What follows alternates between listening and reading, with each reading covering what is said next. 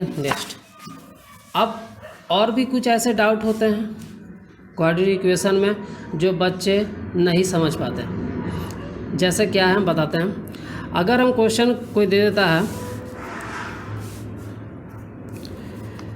x + 2 का square is equal to 5x - 2 + 1, इस तरह का इक्वेशन दे दिया गया और बताना है आपको कि ये क्वाड्रेटिक इक्वेशन है कि नहीं है। इज इट क्वाड्रेटिक इक्वेशन, ठीक है, ये क्वेश्चन आपको दिया गया। तो देखिए बच्चे यहाँ पे गलती क्या करते हैं, बच्चे गलती करते हैं x + 2 का होल स्क्वायर, इसको सिंपल क्या करते हैं x का स्क्वायर कर देते हैं और +4 कर देते हैं, जो कि ये गलत होता है। बहुत सारे मैंने ट्यूशन में देखा है, बच्चों को पढ़ाया, तो ये गलतियाँ अक्सर करते हैं। तो ये गलतियाँ कृपया ना करें, क्योंकि बोर्ड परीक्षाएं बार बार नहीं आती। एक मिस्टेक आपका नंबर कम कर सकती है, तो ये मिस्टेक ना करें। देखिए जब भी ये चीज़ जाएंगे तो आपको 3 फार्मूला 4 फार्मूला हमेशा याद रखेंगे। a + b का whole square, a² + 2ab + b²।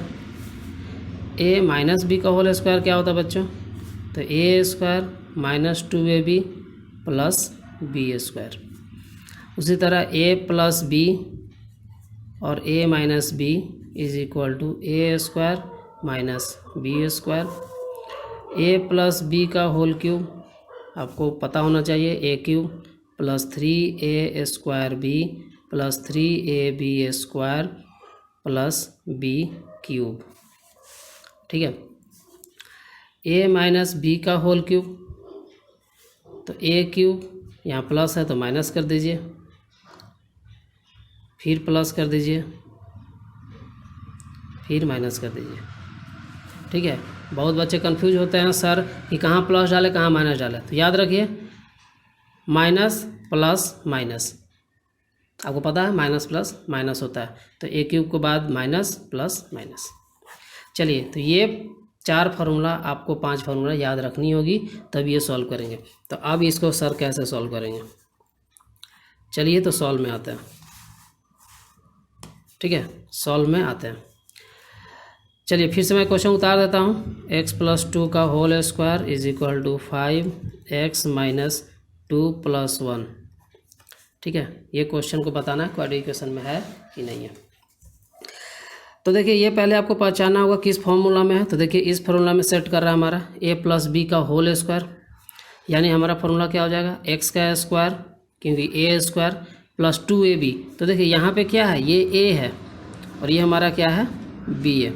अब सोचेंगे सर आप इतना चीज़ तो छोटे बच्चे भी जानते हैं, लेकिन बताने में कुछ बच्चों का मैं इसलिए बता रहा हूँ कि कुछ बच्चों के बेस बहुत ही कमज़ोर होते हैं और ये अक्सर गलतियाँ करते हैं, इसी कारण मैं इसको दोहरा रहा हूँ, ठीक है, ताकि आप अच्छे से समझ जाएं। जो बच्चे नहीं समझे, जो समझ गए वेरी गुड, समझदार हैं आप, बढ़िया आप प्रैक्टिस किए हैं। चलिए तो a² + 2ab, तो 2 × a हमारा क्या है बाबू x है, इंटू b क्या है 2 है, तो हो गया a² + 2ab 2 × x × 2 + b² यानी कि 2 का स्क्वायर इज इक्वल टू, अब इधर वाले सॉल्व हो गए काम, अब इधर वाले इक्वेशन को सॉल्व करेंगे यानी राइट हैंड साइड वाले को।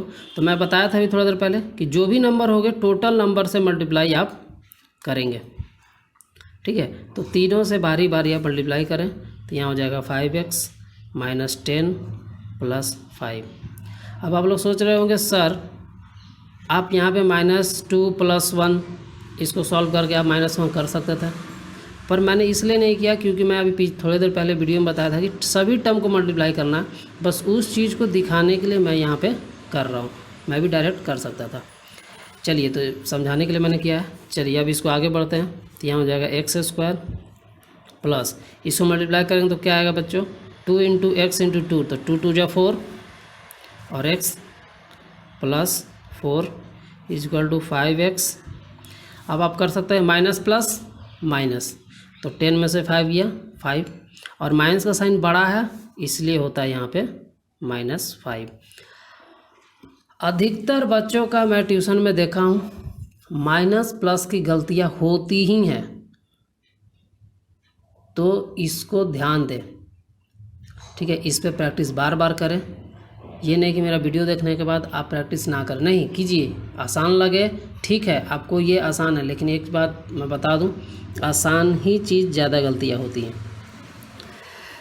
चलिए तो अब आते हैं अब हम क्या बताए थे क्वाड्रेटिक इक्वेशन में कि आप एक तरफ सबको अरेंज कर लीजिए, तो हम कर लेते हैं। तो x square plus 4x plus 4, ये तो इधर ही था। अब आपको सबको लेफ्ट हैंड साइड लाते हैं, तो प्लस 5x है बच्चों, तो यहाँ हो जाएगा माइनस 5x, यहाँ -5 है तो यहाँ हो जाएगा +5। अब तो इधर कुछ नहीं बचा, इज इक्वल टू 0। अब देखिए, अब एक जैसा टर्म को खोजिए जो एक जैसा है। देखिए एक्स स्क्वायर तो अब कोई नहीं है, तो एक्स स्क्वायर लिख देते हैं, प्लस देखिए एक्स जैसा दो टर्म है 4x और 5x। अब इसको एक जगह हम लिख देते हैं 4x माइनस 5x। मैं डायरेक्ट भी कर सकता था, लेकिन नहीं बता रहा हूँ ताकि बच्चे जो नहीं समझते हैं समझ जाएं। +5 + 4 9 इक्वल टू 0। तो यहाँ हो गया एक्स स्क्वायर, देखिए प्लस माइनस माइनस, तो 4x 5x है, तो 5x में से 4x गया, बचा 1। तो देखिए साइन -5 का बड़ा है, इसलिए यहाँ हो गया माइनस। आप 1x भी लिख सकते हैं या सिर्फ x, क्योंकि x के आगे कुछ नहीं है तो 1 ही माना जाता है। +9 इक्वल टू 0।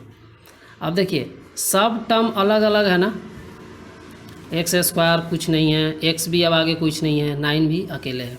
इसका मतलब ये हमारा इस फॉर्म में है, x square plus bx plus c के फॉर्म में है, ठीक है। ये बच्चे कन्फ्यूज ना करें, यहाँ प्लस है तो सर यहाँ तो प्लस है ही नहीं, तो इससे कोई मतलब नहीं होता। या हो सकता है यहाँ -1 है, इसीलिए यहाँ माइनस प्लस माइनस हो गया, ठीक है। चलिए तो ये क्वाड्रेटिक इक्वेशन में है, तो sir yes it is in quadratic equation, ठीक है। जहाँ पे हमारा a का वैल्यू है 1, b का वैल्यू है -1, अगर उसका आगे कुछ नहीं होता तो 1 होता है उसका कोफिशिएंट, और माइनस है नहीं इसलिए -1। अब लिखना ना भूले, और क्यों यह माइनस लिखना ज़रूरी है अभी आपको आगे पता चल जाएगा, और जो बच्चे जानते हैं शाबाश। चलिए तो निकल गया हमारा ये क्वाड्रेटिक इक्वेशन। अब उसी तरीक़ा से आप कोई भी आप इक्वेशन सॉल्व कर सकते हैं और बता सकते हैं क्वाड्रेटिक इक्वेशन मेरा है कि नहीं है। चलिए उसी तरह से अगर x - 2 का क्यूब आता है, ठीक है, मैं सिर्फ एक ही लेके बताता हूँ, इज इक्वल टू x। तो इसको भी ये आप ना करें, क्योंकि बच्चे ये गलतियाँ करते हैं, डायरेक्ट x³ -2 का क्यूब 8 कर देते हैं, तो ये ना करें, आप फार्मूला में जाएंगे, ठीक है। यानी हम फार्मूला क्या होगा, x का क्यूब प्लस 3a² भी सॉरी, तो 3 × a हमारा क्या है x है, और b हमारा क्या है 2 है, तो 3a² यानी x का स्क्वायर इंटू b यानी कि 2 माइनस 3ab², तो 3 × a हमारा हो गया x इंटू b का स्क्वायर यानी 2 का स्क्वायर। यहाँ पे जगह नहीं बच रहा इसलिए मैं नीचे जा रहा हूँ, प्लस b का क्यूब, यानी b हमारा क्या है सॉरी बच्चों 2 है, तो यहाँ हो जाएगा 2 का क्यूब। तो यहाँ क्या हो जाएगा x³ प्लस 3 × 2 = 6, तो 6x² माइनस 2² 4, 4 × 3 = 12 x प्लस 8। तो इस तरीक़ा से आपको कोई भी इक्वेशन सॉल्व करना होगा। फिर ये इक्वल टू x है, तो इधर हम x ले आ देते हैं, उसके बाद आप जिस तरीक़े से सॉल्व कर सकते हैं सॉल्व कर ले। अब आपको सॉल्व करना आ गया होगा। क्या करेंगे, सभी टर्म को एक तरफ लाएंगे, ला दिए हैं मैंने। अब जो एक जैसे है उसको कर लीजिए। तो देखिए आपको यहाँ साफ दिख रहा है कि ये क्वाड्रेटिक इक्वेशन नहीं है। क्यों नहीं है, क्योंकि यहाँ पर डिग्री क्या हमारा 3 है। अगर डिग्री 3 होता है तो ये क्वाड्रेटिक इक्वेशन नहीं होगा, ठीक है, नो क्वाड्रेटिक इक्वेशन, ठीक है। चलिए तो पहला क्वेश्चन आपको समझ में आ गया। इस तरीका का क्वेश्चन आता है, ये इम्पोर्टेंट है। सिर्फ इसी क्वेश्चन के लिए कि सर वेरीफाई आएगा तो क्या करेंगे। अगर वेरीफाई नहीं आता है फिर भी आपको चेक कर लेना है कि मैं जो लिख रहा हूँ वह क्वाड्रेटिक इक्वेशन है कि नहीं है। तो मैं फिर से बताता हूँ, जब भी आपका क्वाड्रेटिक इक्वेशन आए आप ध्यान में रखेंगे अपना स्टैंडर्ड फॉर्मेट, यानी ax² + bx + c = 0। अगर इस फॉर्म में नहीं होता है तो आपका क्वाड्रेटिक इक्वेशन नहीं है। bx नहीं होना चाहिए, जरूरी नहीं है कि हो, लेकिन x² होना ज़रूरी है। ठीक है, चलिए।